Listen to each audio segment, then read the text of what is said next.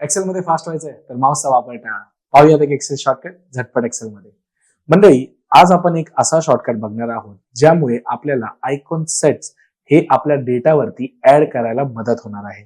Icon set हे एक असं इंडिकेटर आहे जे आपल्याला आपल्या डेटामध्ये, जर तुम्ही बघू शकाल इथे वर्क कम्प्लिशन आहे आणि मी ऑलरेडी त्याला आयकॉन सेटनी इंडिकेट केलेलं आहे, जिथे मला कळत आहे की माझं कुठला वर्क कम्प्लिशन कमी आहे, जास्त आहे की मॉडरेट आहे, म्हणजेच की सगळ्यांसोबतच त्यांचं सेम लेवलचं चाललेलं आहे.